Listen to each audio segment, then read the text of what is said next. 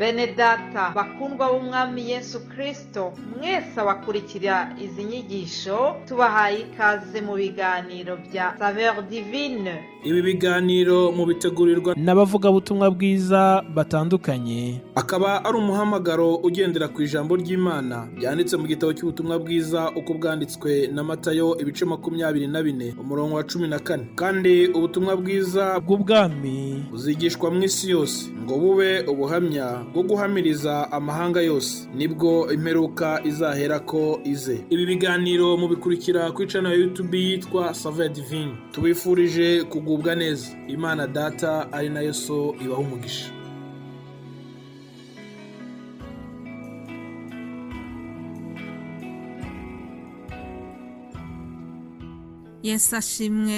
Yesu ashimwe bakundwa nshuti z'umusaraba mwese abumva ikiganiro Saveur Divine.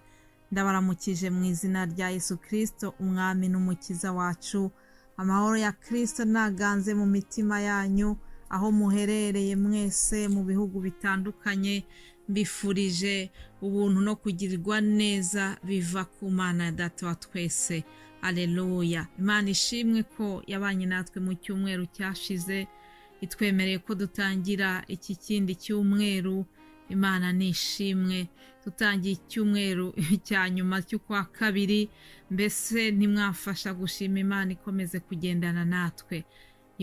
Ni nziza, ni Imana yo kwizerwa. Reka dutangize iki cyumweru cyacu dushima Imana muri Zaburi y'107. Zaburi y'107, turebe amagambo amwe yo muri iyo Zaburi. Haravuga ngo nimushimire Uwiteka yuko ari mwiza, kuko imbabazi ze zihoraho iteka ryose. Abacunguwe n'Uwiteka bavuge batyo. Abo yacunguye akabakura mu kuboko k'umwanzi, akabatarurukanya abakura mu bihugu, aho izuba rirasira n'aho rirengera, ikasikazi no ku nyanja. Bazerereye mu butayu, mu nzira itagira abantu, ntibabona umudugudu wo kubamo. Bicwa n'inzara n'inyota, imitima yabo igwa isari, maze batakira Uwiteka bari mu byago, abakiza imibabaro yabo. Haleluya. Abashorera mu nzira igororotse kugira ngo begere mu mudugudu wo kubamo. Abo bashimira Uwiteka kugira neza kwe n'imirimo itangaza yakoreye abantu, kuko yahagije umutima wifuza n'umutima ushonje yawujuje ibyiza. Ndasubiramo ngo kuko yahagije umutima wifuza n'umutima ushonje yawujuje ibyiza. Uwo ni Uwiteka wabikoze, Imana ya Aburahamu, Imana ya Isaka na Yakobo, Imana yatumye Yakobo yororoka akagera kuri iriya miryango 12 yose yabaye mu gihugu cya Egiputa. Ubushize twabonye uburyo Yosefu yakiriye bene se muri kiriya gihugu. Iyo Mana y'abatubanjirije niyo Mana yacu natwe, niyo Mana twamamaza uyu munsi, niyo Mana nje kubabwira, niyo Mana nkorera amanywa nijoro, haba mu burwayi haba ndi muzima. Iyo niyo Mana nzakorera, kandi nawe niyo Mana itumye ukurikira ukaba wumva aya magambo meza. Haleluya.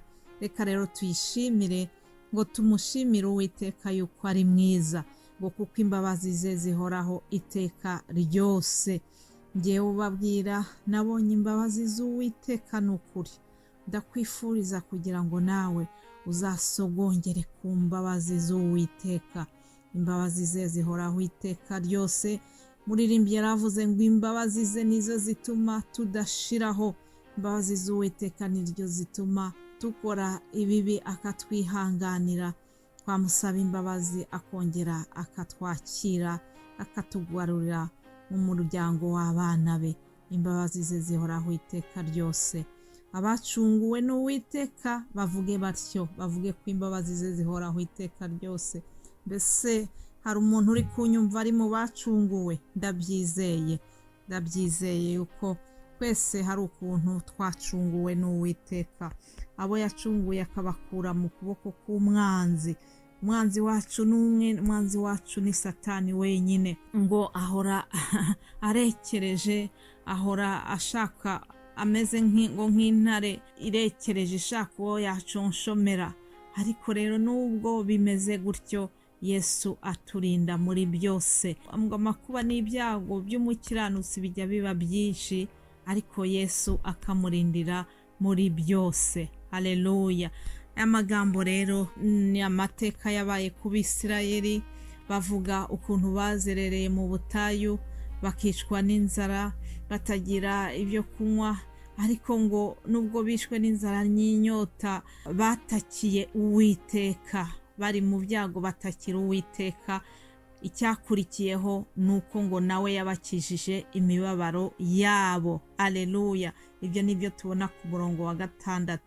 Uyu munsi nawe birashoboka ko hari umubabaro ufite, birashoboka ko hari ikintu kikubangamiye. Ndongera kukwinginga ngo utakire Uwiteka.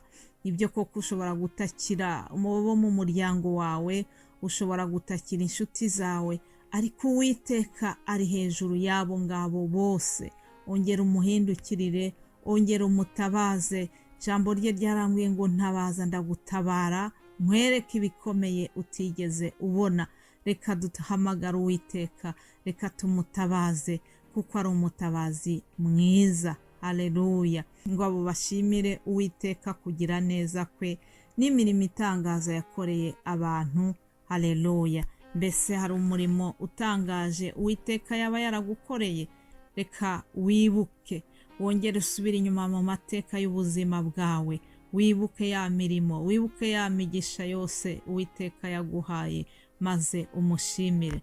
Nanjye ubwanjye babwira, ndongeye ndibutse imirimo itangaza yakoze mu buzima bwanjye, ndongeye ndibutse ko yampaye agakiza ku buntu, ndongeye ndibutse ko yangiriye neza, akampa kumumenya, akampa kuba nshoboye kuvuga muri iki gitondo, kuba nshoboye kubyuka, nkashobora gufungura umunwa bikemera. Ibyo ngibyo ni umurimo ukomeye Uwiteka yakoze. Nta kintu na kimwe mfata nk'aho ari igisanzwe, oya. Rero tumushimire. Ndashimye Imana kubw'uyu munsi. Nongere mbibutse yuko turi mu kiganiro cya Saveur Divine. Nongere nshimire buri wese ushyigikira uyu muhamagaro mwiza Imana yatunyujijemo. Saveur Divine muzi ko ari Minisiteri y'Ivugabutumwa, ikaba ari umuhamagaro Imana yanyujije kuri njyewe, ariko iza kwagura uwo muhamagaro mwiza, izana abandi bene data kugira ngo tuyikorere muri uyu murimo, twagure ubwami bw'ijuru, twamamaza ubutumwa bwiza.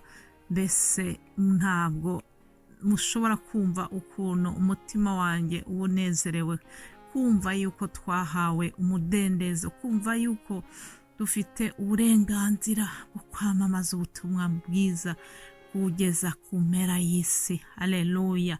Imana ikaba yaraduhaye n'uburyo bwiza bw'ikoranabuhanga kugira ngo dukore uwo murimo mu buryo bworoheje. Ndakwifuriza umugisha utagabanije, wowe ushyigikira uyu muhamagaro mwiza w'ivugabutumwa, wowe ukurikira ibi biganiro bya Saveur Divine ndetse ukabisangiza n'abandi. Imana iguha umugisha. Ndashimira kandi abadusengera mwese, dukeneye amasengesho yanyu, kuko uyu murimo Satani ajya awurwanya mu buryo bunyuranye, ariko ubwo Uwiteka ubwo ari mu ruhande rwacu, twizeye yuko Imana izakomeza kutubera intsinzi, ikaduha intsinzi. Ndakwifuriza rero kugira ngo nukuri ukomeze udusengere, kandi nawe nkwifurije kugubwa neza. Ngusabiye umugisha wowe n'abagukomokaho bose. Ndakwingingira Imana kugira ngo twese tuzahabwe ikamba rya rindi yabikiye abamwizeye, abataraguye isari, abakomeje guhagarara neza mu muhamagaro yaduhamagariye. Imana ishimwe. Hari icyo rero Uwiteka yaduhamagariye, iyo niyo teme tuzakurikira muri iki cyumweru. Icyo twahamagariwe tukibona muri Yesaya 42 umurongo wa 6, haravuga ngo njyewe Uwiteka naguhamagariye gukiranuka, nzagufata ukuboko, nzakurinda nguhe kuba isezerano ry'abantu no kuba umucyo uvira abanyamahanga no guhumura impumyi, ukabohora imbohe, ugakura ababa mu mwijima mu nzu y'imbohe. Ngicyo icyo Uwiteka duhamagarira. Bene data, aya niyo magambo bene data bazabaganirizaho muri iki cyumweru. Bifurije kugubwa neza mwumva ijambo ry'Imana. Mana Data wa twese wo mu ijuru, turagushimiye cyane. Ndagushimiye ku bwa mwene data wese wumvise aya magambo, umuha umugisha. Ndasenze kugira ngo ubuntu no kugirirwa neza bitwomeho twese. Umwuka wawe wera akomeze aganze mu mitima yacu. Iri jambo twumva riduhindure, iri jambo twumva turigenderemo, ribe ubuzima bwacu bwa buri munsi. Ni mu izina rya Yesu Kristo mbisenze nizeye. Amen. Amen.